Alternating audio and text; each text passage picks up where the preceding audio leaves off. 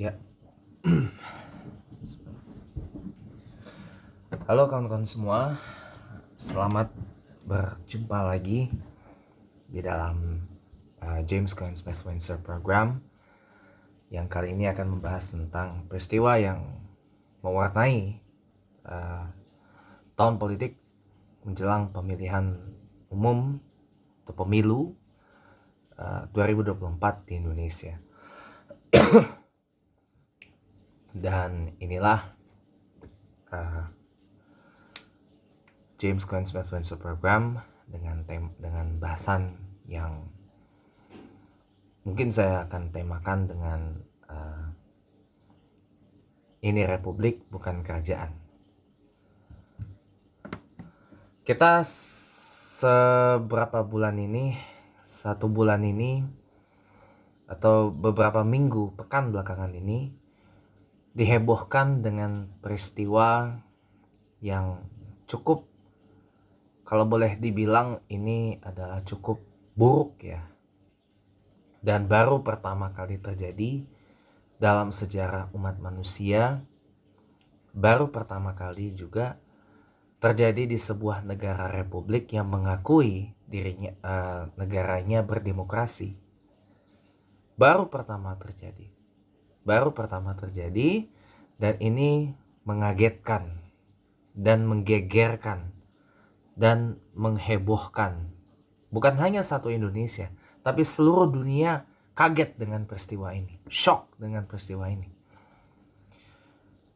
Berawal dari Mahkamah Konstitusi Republik Indonesia yang mengeluarkan putusan pada tanggal 16 Oktober 2023 yang lalu yang mengubah syarat minimal batas usia pencalonan presiden dan wakil presiden sebagaimana dimuat dalam Undang-Undang Pemilu tahun 2017 dan juga dalam Peraturan Komisi Pemilihan Umum atau PKPU bahwa minimal usia adalah 40 tahun ditambah dengan alinea pernah atau sedang menjabat kepala daerah.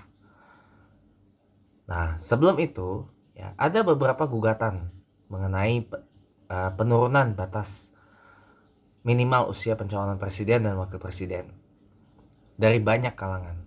Ada yang meminta diturunkan 35 tahun minimal, ada yang 30 tahun, ada yang minimal 25 tahun dengan alasan agar ada terbuka kesempatan bagi generasi muda memimpin bangsa. Ada juga yang mengatakan minimal usia 40 tahun atau berpengalaman menjadi kepala daerah. Dan ini yang membuat heboh.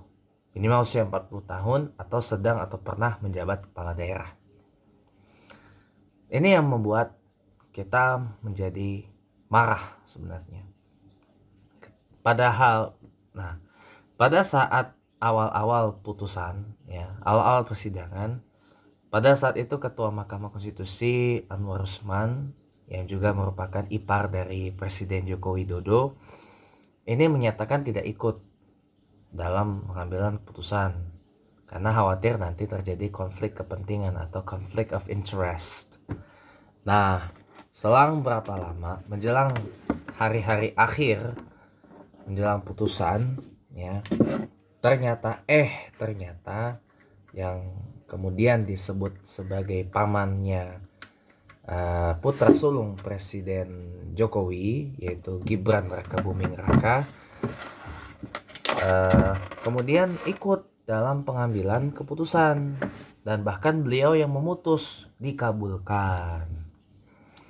Nah, putusan ini riuh mengundang kegaduhan di masyarakat sehingga didesak agar putusan tersebut dibatalkan atau bahkan diperiksa ini hakim-hakim MK yang ikut andil dalam putusan itu.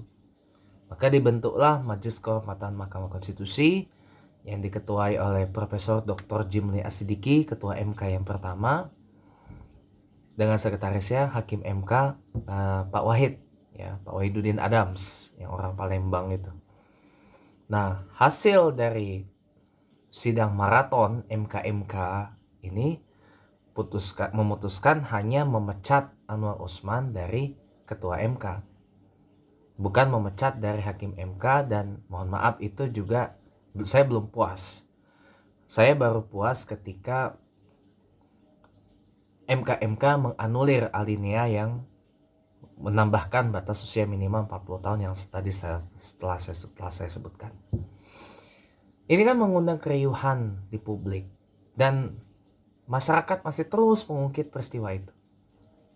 Nah, akibatnya mereka yang dulu mendukung Jokowi di 2014 dan 2019 Pilpres itu jadi sakit hati. Sebagian ada yang memang mendukung pasangan Capres-Cawapres Ganjar Pranowo Mahfud MD. Tapi kita nggak bisa menafikan sebagian dari mereka juga ada yang berbelok ke Capres-Cawapres nomor urut 1. Profesor Anies Baswedan dan Kiai Haji Muhaimin Iskandar. Ini nggak bisa dinafikan. Ini nggak bisa kita tolak. Ini nggak bisa kita bantah. Ini terjadi. Jadi tidak semua yang saya sebut sebagai alumni pendukung Jokowi ini tegak lurus Jokowi seperti yang dikampanyekan oleh Ketua Umum Solmed Solidaritas Merah Putih Sylvester Matutina yang saat ini menjabat Wakil Ketua Tim Kampanye Nasional Prabowo Subianto Gibran Rakabuming Raka yang diketuai Pak Rosan Perkasa Roslani, bekas Ketum Kadin ya, dan juga orang dekat dari Abu Rizal Bakri yang juga punya peranan di TKN Prabowo Gibran. Nah, ini yang terjadi saat ini pemirsa. Makanya gak semuanya tegak lurus Jokowi. Mereka kepecah akhirnya. Ada yang Ganjar, ada yang Anies. Ini gak bisa dinafikan. Ada sebagian alumni atau bahkan ex pendukung Jokowi yang ke Anies di samping ke Ganjar yang diusung oleh partai pengusung tempat Pak Jokowi bernaung dan tempat Pak Jokowi dicapreskan. Bahkan dicalonkan sebagai wali kota Solo dan dicalonkan sebagai gubernur Jakarta 2012, yaitu PDI Perjuangan. Jujur saya bangga kalau misalkan saya disebut buzzer PDIP belakangan atau antek PDIP atau tegak lurus PDIP. Ya karena dari tahun 73 sampai sekarang kala itu PDI ya, itu sudah teruji loh, sudah melampaui berbagai peristiwa politik, termasuk peristiwa kudeta 27 Juli 1996 atau disingkat Kuda Tuli. Itu yang gak kita lupakan, di mana ada perpecahan antara kubu PDI Megawati dan PDI Suryadi kala itu. Orba tumbang tahun 98 ya. Pemilu pertama setahun kemudian tahun 99 PDI Megawati menambah namanya menjadi PDI Perjuangan. PDI Suryadi pun juga ikut. Hasilnya PDI Perjuangan keluar sebagai partai pemenang pemilu tahun 99. Akan tetapi karena manuver politik yang dilakukan Amin Rais, Ketua MPR kala itu, membentuk poros tengah hingga akhirnya menetapkan Kiai Haji Abdurrahman Wahid Gus Dur rahimahullah sebagai presiden keempat Republik Indonesia kala itu. Tapi hanya 2 tahun dimaksudkan tahun 2001 dan Megawati yang kemudian jadi presiden. Lalu di tahun 2004 itu bisa Megawati itu jadi presiden, tapi karena ada serangan fajar dari SBY kalah. Gitu. 2014 dan 19 PDIP kembali menang pemilu. Beruntun. Bukan karena Jokowi efek, tetapi karena masyarakat yang pada saat itu di 2014 gerah dengan politik elitisme yang ditonjolkan, yang ditunjukkan oleh Presiden SBY dan kroni-kroninya. Termasuk yang ditunjukkan partai-partai setgap yang ada di pendukung SBY kala itu. Termasuk Partai Demokrat dan Partai Golkar. Yang kemudian berbalik mendukung Jokowi di tahun 2016 sampai saat ini.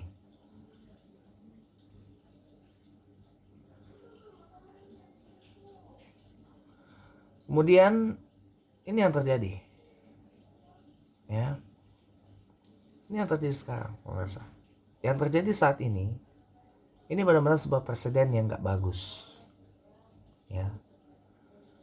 Jadi tidak ada alasan sebenarnya untuk melarang PDIP kembali lagi sebagai partai pemenang pemilu di tahun 2024 ini. Sekalipun saya bukan kader, nor pendukung ataupun simpatisan PDIP.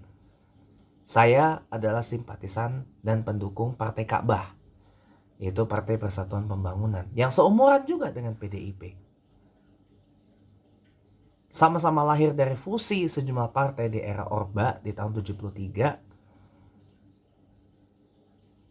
Bulannya bulan Januari, cuma beda ini aja, cuman beda jalur aja. Kalau PDI yang sekarang PDI Perjuangan itu cenderung ke kiri, cenderung ke arah marhainisme, cenderung ke arah demokrasi sosial, cenderung ke arah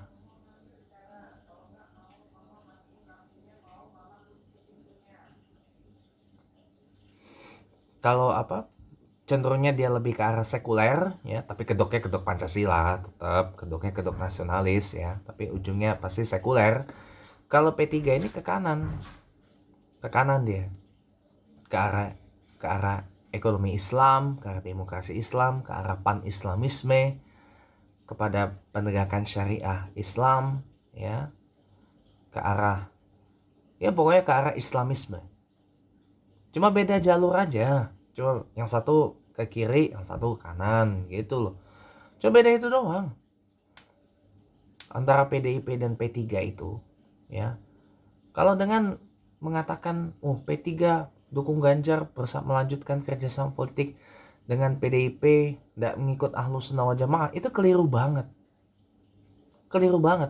Gak apa-apa gitu, saya relakan sebagian kawan-kawan P3 itu merapat ke Anies Baswedan. Gak apa-apa, itu malah bagus.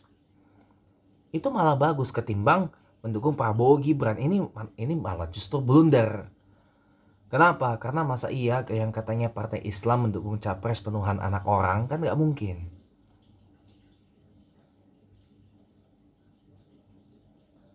Gitu loh. Mendukung capres yang Tuhannya berwujud manusia, kan gak mungkin. Yang mengikut ajaran paganisme, kan gak mungkin. Gitu. Sudah bagus gitu. P3 ada yang dukung Ganjar, ada yang dukung Anies, gak apa-apa, malah bagus. Jadi P3 main dua kaki melalui sayap-sayapnya atau melalui sebagian kader-kader, gak apa-apa, malah bagus gitu loh. Saya kan non kader, gitu. Malah bagus gitu loh, malah bagus dan bangga saya justru. Seperti yang dulu pernah dilakukan di tahun 2017 waktu Pilgub Jakarta, ya kan? Kubu P3 Dian Faris pada saat itu dukung Anies Baswedan, Sandiaga Uno. Kemudian kubu Romi mendukung Basuki Cahayapurnama, Pak Ahok, dan Pak Jarod Saiful Hidayat. Tapi kemudian bisa rekonsil, bisa satu ini dukung Ahok Jarot, nggak apa-apa, malah bagus gitu loh, malah bagus, nggak apa-apa, malah bagus. Ini pasti akan terjadi lagi ya, islah antara mereka yang dukungnya Anies dan mereka yang dukung Ganjar di P3, malah bagus gitu, malah bagus, malah nggak terlalu kaku gitu istilahnya. Kalau PDIP kan beda lah, satu komando Megawati itu berlaku untuk semua, kalau nggak pecat, buang ke tempat sampah gitu kan. Gak apa-apa, malah bagus, itu malah mendidik apa? Loyalitas yang kuat kepada partai. Kalau P3 kan lebih ke arah fleksibilitas, tapi tetap wajib loyal dong. P3 mungkin tidak sekaku PDIP, tetapi loyalitas tetap harus gitu. Jadi diajarkan fleksibel, nggak apa-apa, it's not a big problem gitu. Malah bagus, malah justru itulah ya bagaimana cara Islam itu bersiasah, berpolitik, gitu.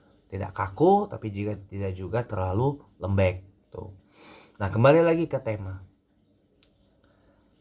Gak lama setelah Mahkamah Konstitusi gabulkan itu kan baru kemudian partai-partai pendukung Prabowo kan menyodorkan Gibran sebagai calon wapres akhirnya, dan satu sepakat gitu. Hingga akhirnya Prabowo Subianto sendiri mengumumkan Gibran Rakabuming sebagai calon wapresnya. Gak lama baru mereka mendaftar ke KPU sebagai peserta capres cawapres. Setelah Anies Baswedan, Muhaimin, Anies Imin, dan Ganjar Mahfud. Saya tahu itu, saya paham itu. Nah, ini yang kemudian menimbulkan kemarahan publik. Jokowi disebut membangun politik dinasti. Dan ini menurut majalah Tempo ada peran dari Iriana, istri beliau. Iriana, Ibu Iriana, ada peranan hanya karena baper gitu loh. Disebut hanya karena baper dengan mengatakan terus menerus Ibu Megawati presiden kelima Republik Indonesia. Bentar ya, saya ini dulu. Cakep. Hanya karena baper disebut Megawati petugas partai. Maksudnya Ibu Megawati menyebut Pak Jokowi itu petugas partai di depan publik, di depan umum gitu loh. Ya betul, yang disampaikan Ibu Megawati itu betul, memang benar adanya, karena demokrasi di Indonesia ini masih partisan politik, masih politik partisan. Di mana-mana kalau kita mau berpolitik mesti berkendaraan partai politik. Termasuk kalau mau mencalonkan sebagai presiden dan wakil presiden. Secara undang-undangnya untuk mencalonkan secara independen itu belum ada. Tetap harus lewat partai ataupun gabungan partai politik. Contoh Anies Baswedan. Beliau tidak berpartai. Beliau independen, non-partisan. Tetapi karena dicalonkan oleh kumpulan partai politik, yaitu Partai Nasdem,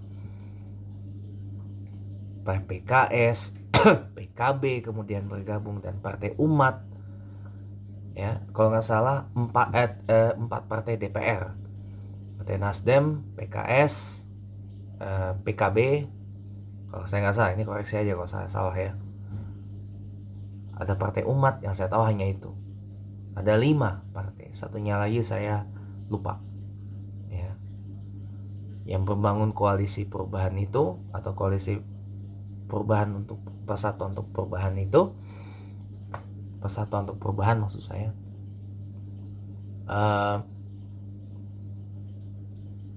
ini kan sudah sah gitu. Jadi bukan berarti Anies Baswedan tidak punya partai. Betul, memang beliau tidak punya partai, tetapi didukung oleh kumpulan partai politik. Sementara untuk melaju sendiri independen belum bisa. Ini yang terkadang teman-teman gak paham. Coba buka lagi undang-undang pemilu gitu. Betul, memang di undang-undang dasar gak ada batasan umur di konstitusi, tapi kan ada turunannya. Ini yang kadang-kadang bahkan orang yang belajar hukum pun nggak paham juga yang beginian. Ada undang-undang dasar, pasti ada undang-undang turunannya untuk dipraktekkan gitu guys. Ini yang sekelas orang hukum aja banyak nggak paham, apalagi orang awam. Nah itu nggak apa-apa, sama-sama belajar begitu. Nah, yang menimbulkan keriuhan sekarang adalah bagaimana marahnya pendukung Jokowi yang dulu mereka bangga-banggakan seorang Jokowi karena disebut anak kandung reformasi, karena kesederhanaannya, karena wajah desonya, karena ketulusannya, karena dedikasinya selama hampir 10 tahun membangun Indonesia. Yang saya sebut kinerja beliau itu mewujudkan apa yang tadinya tidak mungkin menjadi mungkin, apa yang tidak bisa terjadi menjadi bisa terjadi, apa yang tidak bisa terwujud menjadi bisa terwujud. Nah itu harus saya akui betul memang. Tetapi kenapa beliau bermanuver begini hanya demi sang putra sulung? Kita flashback ke zaman Soeharto. 32 tahun beliau berkuasa, dan beliau tuh sangat sayang kepada anak-anaknya. Beliau sangat sayang kepada anak-anaknya, sampai-sampai anak-anaknya pun dikasih fasilitas yang boleh dibilang wow.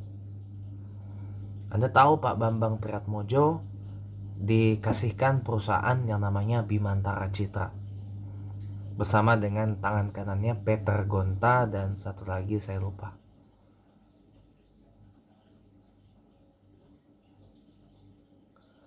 Itu perusahaan yang dulu punya 2 stasiun TV. besar Indonesia, yaitu RCTI dan SCTV yang dulu satu grup. Kemudian kepisah sejak 2000-an awal. RCTI diakuisisi Haritanu Sudibyo melalui Media Nusantara Citra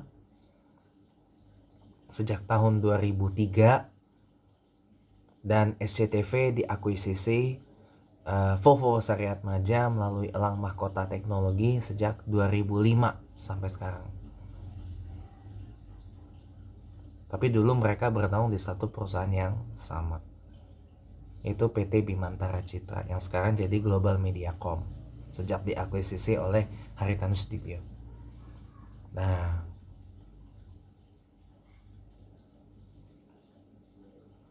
kemudian Mbak Tutut dikasihkan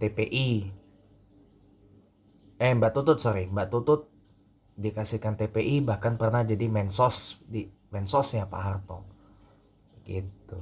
Jadi banyak, sangat sayang gitu loh. Tapi at the end tumbang juga. Termasuk Tommy Soeharto yang dikasihkan mobil Timor, tumbang juga akhirnya. Nah sekarang Jokowi mengulang hal yang sama yang dilakukan oleh Soeharto, tapi lebih sadis, dengan menggaduhkan seluruh Indonesia, bahkan satu dunia menyorot ini. Bahkan seluruh dunia menyorot ini. Sejumlah media asing masih menyorot ini. Makanya kadang saya tafsirkan, nah ini yang bikin kejang-kejang para nabi-nabi utusan Jokowi. Gitu loh. Para rasul-rasul utusan Jokowi. Para penuhan Jokowi. Gitu loh.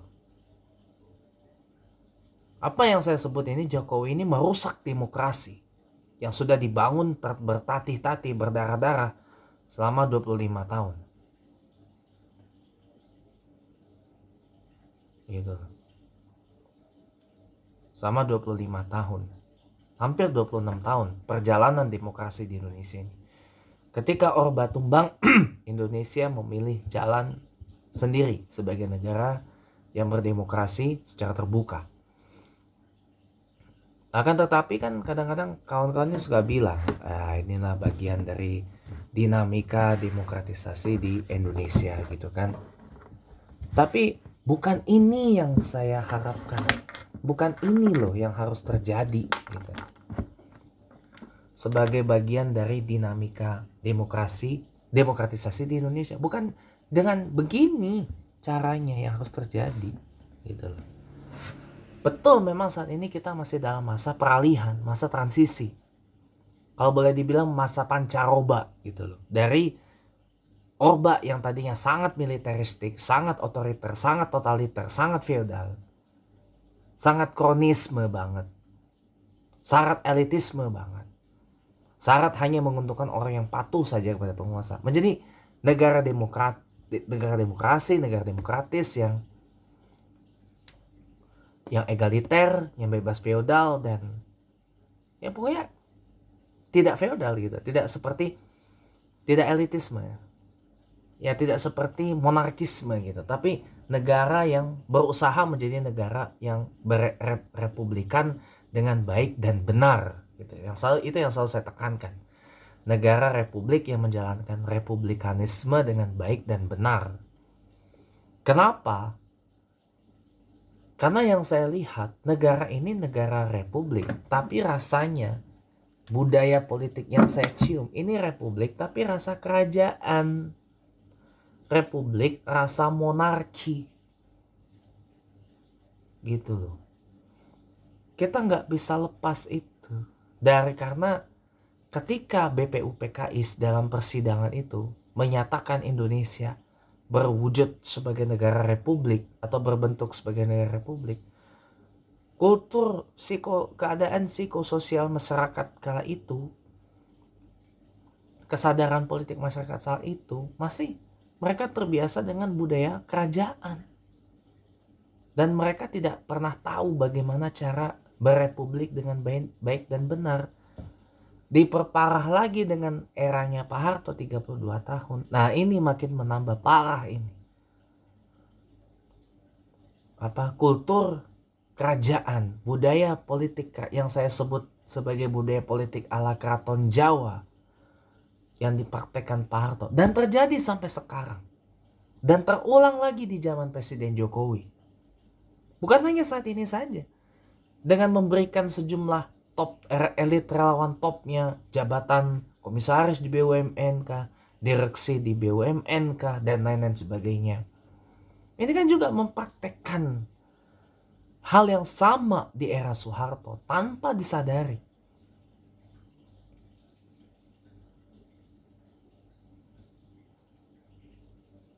Kalau cuma sekedar pemilu masih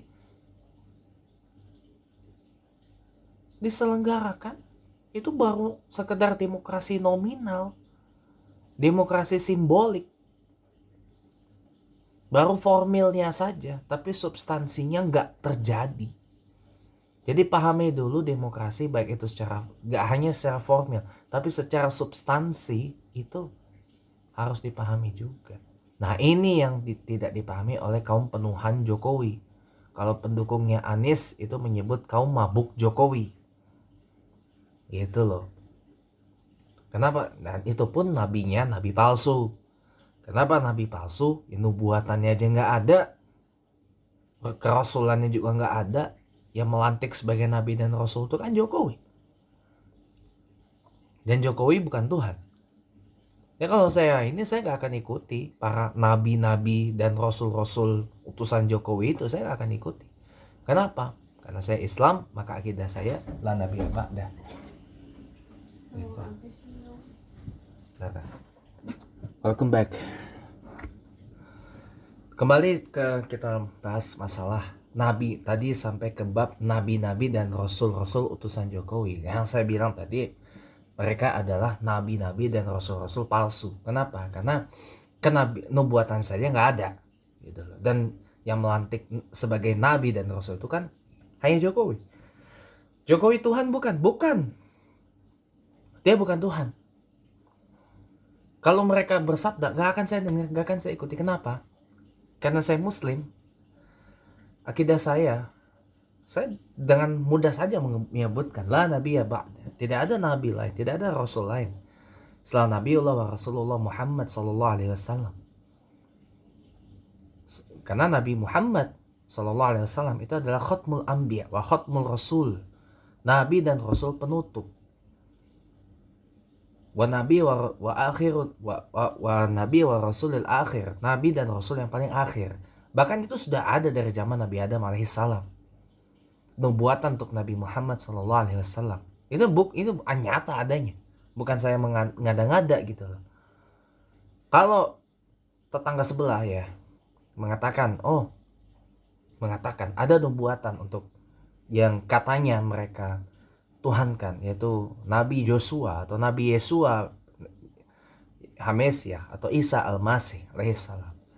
Dalam Isaiah 95 itu bukan nubuatan untuk Joshua, apalagi Yesus, tetapi nubuatan untuk Ezekiel, untuk Raja Ezekiel. Itu bukan nabi, itu raja. Dan itu nabinya orang Yudaisme, Ezekiel itu. Tetapi orang Yudaisme itu sendiri juga mengakui nubuatan dari Nabi Muhammad sallallahu alaihi wasallam. Diakui benar adanya. Nah kalau ini nubuatannya saja nggak ada, kerasulannya saja nggak ada yang mengakui kenabiannya, nggak ada yang mengakui kerasulannya gitu. Tapi mereka ini seakan-akan belagak menjadi seperti nabi dan rasul utusan Jokowi. Sehingga narasi-narasi yang kerap menyinggung busuknya manuver politik Jokowi akhir-akhir ini selalu dikonter, selalu dibantah A, B, C, D, E segala macam. Ini yang justru membuat saya marah sebagai seorang muslim. Ya, karena ini udah merusak akidah gitu loh. Kalau mereka ini ya memang dari kalangan penyembah Tuhan yang berwujud manusia sih wajar gitu loh. Lawong yang mereka tuhankan aja nabi, ya kan? Nabinya mereka sendiri loh yang mereka tuhankan. Dan nabi kami juga yang muslim yang disebut dalam bahasa Ibrani itu Yeshua Hamesyah, yang di dalam bahasa Aramaik disebut Iso Hamesio. Yang diserap kemudian dalam bahasa Arab adalah Isa alaihissalam, Isa al-Masih alaihissalam. Gitu. Yang kemudian nggak tahu siapa yang ganti nama menjadi Yesus dalam bahasa Yunaninya, atau Yesus. Lengkapnya Yesus Kristus bahasa Yunaninya, atau Jesus Christ bahasa Inggrisnya. Itu Nabil yang dituhankan. Dan itu parah memang. Kalau memang mereka berasal dari kalangan itu sih no problem gitu ya. Memang mereka anak orang aja dituhankan kok. Setiap anak manusia pasti dituhanin. Tapi kalau mereka yang menyembah Tuhan satu-satunya yang layak disembah, terseret dalam itu, ini kan bahaya sekali, saudara. Bahaya sekali, pemirsa. Akidahnya rusak, tauhidnya rusak. Percuma gitu loh, kita capek-capek melaksanakan kewajiban. Kita bangun, misalkan yang muslim bangun pagi-pagi buta, salat subuh, bahkan sampai keluar uang berjuta-juta, bahkan bermiliar-miliar untuk pergi haji, bahkan umrah. Luntur seketika karena musyrik. Kenapa? Menuhankan anak orang, menuhankan manusia. Kan sayang gitu loh. Jadi makanya jangan terpengaruh oleh para nabi-nabi dan rasul-rasul palsu utusan Jokowi. Kenapa? Yang mengakui saja nggak ada. Saya kasih tahu ya, yang mengakui pertama kali kenabian Nabi Allah Muhammad SAW bukan dari kalangan umat Islam, tapi dari orang Yahudi, pendeta Yahudi bahkan yang bernama Datsur. Orang pertama yang mengakui kenabian Nabi Allah Muhammad SAW. Orang yang pertama kali mengakui nubuatan terhadap Nabi Allah Muhammad SAW. Ini gak banyak orang tahu. Lalu yang pertama kali mengakui kerasulan Nabi Muhammad SAW itu baru umat Islam, yaitu Sayyidina Abu Bakar Siddiq. Oh begitu. Jadi makanya saya bangga jadi umat Islam. Diajarkan muttabi' atau ittiba'. Ya, menerima pendapat orang, menerima hujahan orang, tetapi tahu dasar argumentasinya apa, pondasi argumentasinya apa, dalil apa yang dipakai. Baik itu dalil yang bersifat nakli, yang tertulis, maupun dalil akli, yang terfikir, yang ada di logika. Nah, begitu. Maka bangga. Bukan muqallid, bukan taklid, yang kalau bahasa tetangga sebelah itu imani saja.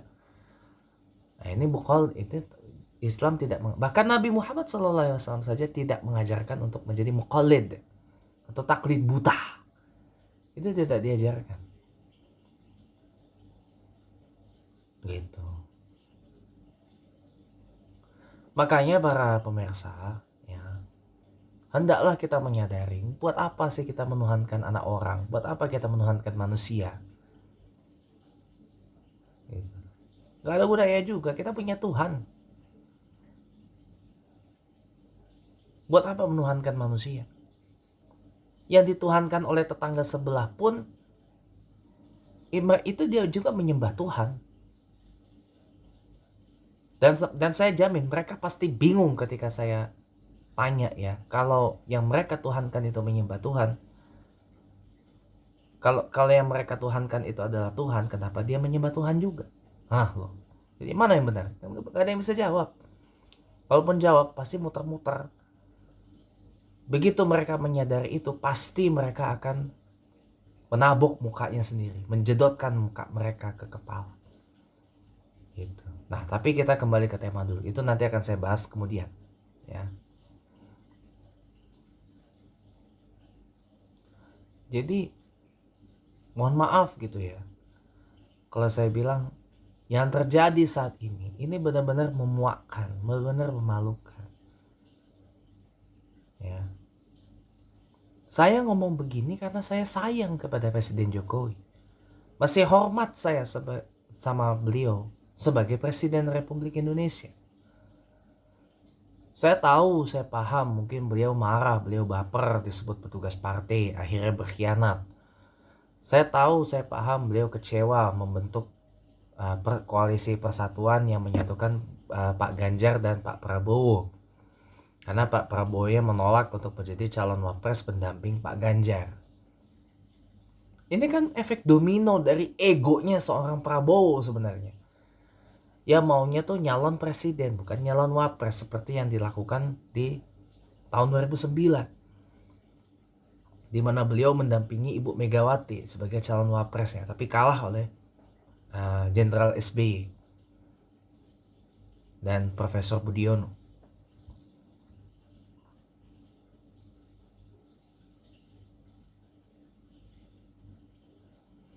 Makanya kalau saya boleh bilang, pemirsa, ya, ini semoga saja tidak terjadi lagi pada kemudian hari. Cukup kali ini saja terjadi, dan saya harap masa pancaroba ini, masa peralihan ini, masa transisi ini berjalan dengan cepat. Ya. Ini bukan masalah dinamika atau bumbu-bumbu yang mewarnai perjalanan demokratisasi di Indonesia, tetapi ini menjadi sebuah pelajaran mahal yang amat berharga, bahwa yang namanya kekuasaan itu adalah candu. Seperti yang pernah saya sampaikan dalam webinar Forum Diskusi Relawan Jokowi yang sekarang menjadi Forum Diskusi Relawan Ganjar Mahfud atau Komunitas Agama Cinta yang digagas Gus oleh MZ beberapa tahun lalu, ya. Tahun lalu saya katakan yang namanya kekuasaan itu adalah candu.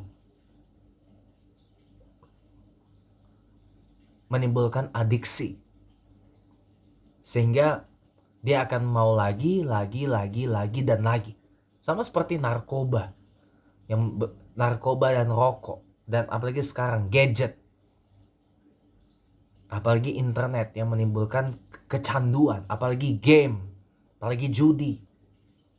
Minuman keras gitu ya. Obat-obatan. Orang jadi candu yang menimbulkan. Sama kekuasaan tuh begitu juga. Orang menjadi candu, menjadi edik gitu loh. Jadi bukan hanya power hungry, haus, lapar, atau power thirsty, ya, lapar dan haus kekuasaan, tetapi power addict, kecanduan berkuasa, kecanduan untuk berkuasa, atau kecanduan kekuasaan, power addiction ini namanya. Nah ini harus diobatin dengan apa? Penegakan demokrasi substantif yang dimuat di visi misinya Ganjar Mahfud. Gitu. Dan kalau bisa, mohon maaf, saya kembali lagi menaikkan usulan yang ditawarkan Profesor Salim Said supaya kejadian ini tidak terjadi lagi. Masa jabatan untuk semua elected officials, ya, atau semua pejabat-pejabat yang dipilih melalui pemilu itu hanya 1 periode aja. Mau presiden, anggota parlemen, gubernur, wali kota, bupati, camat, lurah, ketua RT, ketua RW, itu 1 periode aja. One term, single term kayak di Korea Selatan. Tapi waktunya bisa ditambah. 6 tahun kah, 7 tahun kah gitu. Atau dikurangin 4 tahun kah gitu. Atau kayak Swiss, setiap tahun ganti presiden. Itu Swiss loh. Jangan salah. Di Swiss itu setiap tahun ganti presiden. Tahun berikut ganti lagi. Tahun berikut ganti. Biasanya sih ini wakil presidennya yang naik jadi presiden gitu. Tapi tiap tahun ganti terus. Jadi gak itu-itu aja. Apakah sehat? Sehat menurut mereka. Kalau bagi kita itu masih terlalu gimana ya. Nanti orang kecelek. Nanti orang ini. Kan di sini orang-orang masyarakat politik Indonesia ini masyarakat yang masih menggunakan emosi. Bukan menggunakan logika, bukan menggunakan akal dalam berpolitik. Jadi kadang-kadang, wah ini yang terjadi saat ini karena masyarakat itu terlalu emosional gitu loh. Nah makanya jujur, ya, saya katakan ini adalah sebuah hal yang gak baik gitu. Tapi semoga saja ya peristiwa ini hanya terjadi saat ini dan kedepannya nggak perlu terjadi lagi. Jadi fokus kita sekarang adalah kembalikan reformasi, ulangi lagi revolusi seperti mana yang dilakukan oleh Bung Karno dulu, tegakkan demokrasi, baik secara formal maupun substantif, ajarkan ke semua generasi, tua, muda, Gen Z, Gen Alpha, Baby Boomer, Gen X, Y, bagaimana cara berdemokrasi dengan baik dan benar, bagaimana cara menegakkan republikanisme di negara Republik Indonesia ini dengan baik dan benar. Mungkin itu satu-satunya obat agar Republik Rasa Kerajaan ini bisa hilang dari Indonesia. Sekian, kita berjumpa lagi dalam tayangan yang lain. Jangan lupa subscribe channel YouTube saya dan pastikan Anda tidak ketinggalan kalau menyalakan notifikasinya. Sampai jumpa.